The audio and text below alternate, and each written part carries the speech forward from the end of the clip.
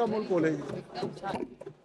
धन्यवाद अध्यक्ष महोदय। आज या ऐतिहासिक क्षणी बोलताना मुद्दाम डोक्यावर फुले पगडी घालून उभा आहे बोलायला, कारण जेव्हा या देशामध्ये ढोल गंवार शूद्र पशु नारी सब ताड़न के अधिकारी हे ब्रह्मवाक्य मानलं जात होतं, त्याचं पालन होत होतं, तेव्हा स्त्री स्वातंत्र्याचा स्त्री शिक्षणाचा पुरस्कार करणारे पहिले समाज सुधारक कोण होते तर ते महात्मा ज्योतिराव फुले होते।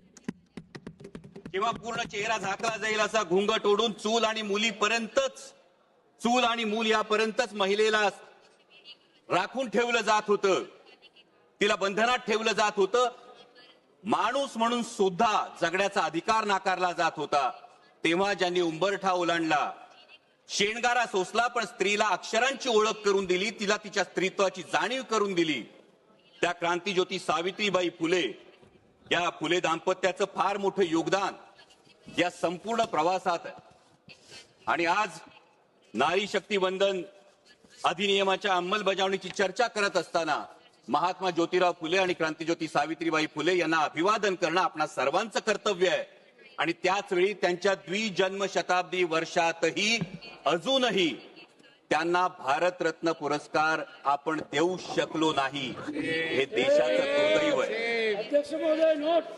अध्यक्ष महोदय, महात्मा ज्योतिराव फुले, तथागत भगवान गौतम बुद्ध आणि संत कबीर यांना गुरुस्थानी मानणाऱ्या डॉक्टर बाबासाहेब आंबेडकरांनी जे इंग्लंड अमेरिकेला जमलं नाही ना ते करून दाखवलं। संविधानाच्या अंमलबजावणीपासून पहिल्या दिवसापासून हा महिलांना मतदानाचा अधिकार दिला। आणि ही नररत्न ज्या महाराष्ट्रात जन्मली त्या महाराष्ट्राचा मी मावळा आहे। या महाराष्ट्रात एक फार मोठा मातृत्वाचा, नेतृत्वाचा आणि कर्तृत्वाचा वसाडी वारसा आहे। जो मातृत्वाचा वसाडी वारसा आहे तो राष्ट्रमाता जिजाऊ माँसाहेबांचा आहे, कर्तृत्वाचा वसाडी वारसा क्रांतीज्योती सावित्रीबाई फुल्यांचा आणि नेतृत्वाचा वसाडी वारसा पुण्यश्लोक अहिल्याबाई होळकरांचा आहे। आणि त्यामुळे या महिला आरक्षण विधेयकाला विरोध असण्याचं काही कारणच उद्भवत नाही।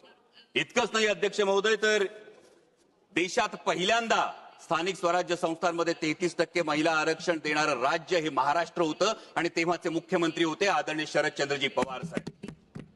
देशाला पहिलं महिला धोरण देणारे, संरक्षण दलात महिलांना नोकरीची संधी देणारे, वडिलोपार्जित संपत्तीमध्ये सुद्धा महिलांना वाटा देणारे आदरणीय शरदचंद्रजी पवार साहेब होते। आणि त्यामुळे या महिला आरक्षण विधेयकाला विरोध करण्याचा मुळीच प्रश्न नाही। आणि जर कोणी म्हणत असेल की कुणाला वाटत असेल की हे करून आपण उपकार करतो, तर त्यांना एवढंच सांगू इच्छितो की उपकार आपण करत नाही आहोत, तर त्या मातेनं आपल्याला जन्म दिला आणि हे जग बघण्याची संधी दिली, हा तिचा आपल्यावर उपकार आहे।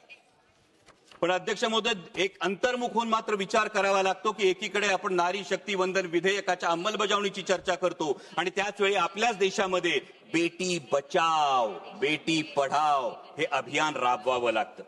त्याच वेळी आपल्या देशामध्ये महिलांवर होणाऱ्या अत्याचारांची संख्या दिवसेंदिवस वाढत जाते। लाखो महिला या बेपत्ता होण्याच्या तक्रारी नोंदल्या जातात, त्याच्यावर कुठली ऍक्शन घेतली जात नाही। आत्ताच अध्यक्ष महोदय महाराष्ट्रामध्ये एका भोंदू बाबांचं प्रकरण समोर आलं आणि त्या भोंदू बाबाचं प्रकरण समोर आल्यानंतर त्या लैंगिक अत्याचार प्रकरणातले व्हिडिओज हे समाज माध्यमावर जर व्हायरल झाले तर मग तपास करणारे अधिकारी आणि पर्यायानं गृहमंत्री म्हणून त्यांची या महिलांचं संरक्षण करण्याची जबाबदारी नव्हती का, हा प्रश्न निर्माण होतो।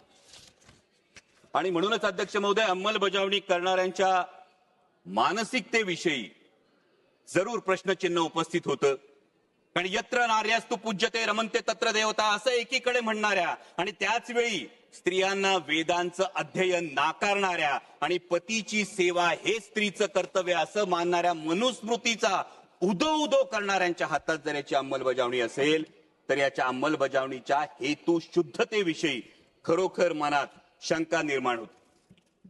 कारण अध्यक्ष महोदय, खरं तर जसं मगाशी माझे सहकारी अरविंदजी सावंत यांनी म्हटलं त्या पद्धतीने संपूर्ण विरोधी पक्षाचं हेच मत होतं की नारी शक्ती वंदन विधेयक हे 2024 लाच लागू करा, द्या आमच्या बहिणींना हक्काचा अधिकार, द्या आमच्या बहिणींना या पार्लमेंटमध्ये आणि विधानसभेमध्ये प्रतिनिधित्व। आणि हे फार सोपं होतं करणं आणि हे आवर्जून सांगतो कारण उद्या हे सांगितलं जाईल की विरोध केला, पण विरोध या गोष्टीला नाही, अंमलबजावणीच्या पद्धतीला मात्र नेमका विरोध। कारण अध्यक्ष महोदय, नारी शक्ती वंदन विधेयक जे आपण 2023 मध्ये पारित केलं त्याच वेळी त्यामध्ये फक्त सेन्सस पॉप्युलेशन सेन्ससचा जर एक मुद्दा बाजूला गेला असता, डिलिमिटेशनचा मुद्दा बाजूला गेला असता, तर 2024 मध्येच हे विधेयक लागू करता आलं असतं आणि आता ही चर्चा करण्याची आवश्यकता भासली नसती. उलट 33% महिला भगिनी या संसदेचा भाग असल्या असत्या.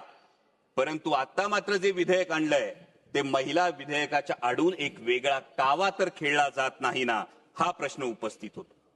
कारण एकीकडे डिलिमिटेशन नंतर 815 सदस्य होणारे हे सदस्य होत असताना उत्तरेकडच्या राज्यांना 40% प्रतिनिधित्व आणि दक्षिणेकडच्या राज्यांना जेमतेम 20% प्रतिनिधित्व मिळालं.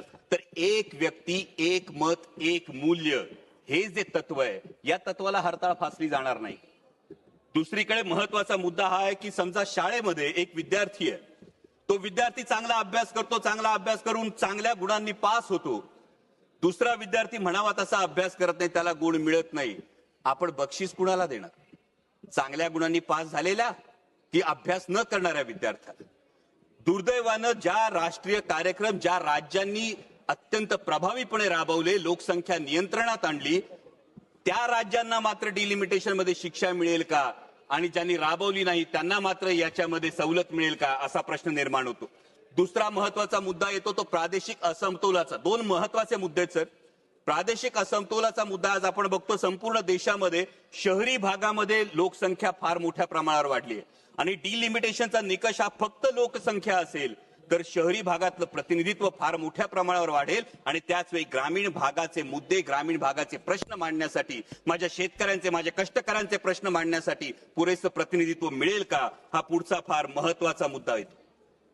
त्यानंतर जेव्हा 815 सदस्य होतील अध्यक्ष महोदय, तेव्हा या 815 सदस्यांना आज या सभागृहामध्ये अनेक सदस्य असे आहेत की ज्यांना हा प्रश्न आहे की माझा प्रश्न काळात कधी लागणार. त्यांना अनेकदा हा प्रश्न पडतो की 0 आवर मध्ये मी जी 2 मध्ये सर 0 आवर मध्ये मी मुद्दा मांडतो त्याचा मला ट्रेजरी बेंच कडून लिखित उत्तर येत नाही. मला जो खासदार निधी मिळतो तो केवळ 5 कोटी रुपयांचा मिळतो. 24 लाख लोकसंख्या असते, म्हणजे रुमाल दिला आणि कोर्ट शिवायला सांगितलं अशी परिस्थिती आहे. माननीय स्पीकर, त्यामुळे या डिलिमिटेशनच्या विषयी जवाब देने के लिए कहा सर, कंक्लूड कर रहा हूं सर. त्यामुळे या डिलिमिटेशन विषयी पारदर्शकता आणि सुस्पष्टता असणं हे अत्यंत आवश्यक आहे, जेणेकरून कुणावरही अन्याय होणार नाही. आणि त्याच वेळी जे माझे मित्र पक्षातले साथीदार आहेत त्यांना फक्त एक सल्ला देऊ इच्छितो की काही लोकांचा इतिहास असा असतो की ज्यांच्या वेळी असं म्हटलं जातं ऐसा कोई सगा नाही जिसे इन्होंने ठगा नाही. त्यामुळे यावर मतदान करताना याचा आपण जरूर भान ठेवाल अशी अपेक्षा व्यक्त करतो. आणि महिला विधेयकाला मुळीच विरोध नाही, परंतु डिलिमिटेशनच्या बाबतीत पारदर्शकता आणि सुस्पष्टता असायला हवी अशी मागणी करतो. धन्यवाद. जय शिवराय.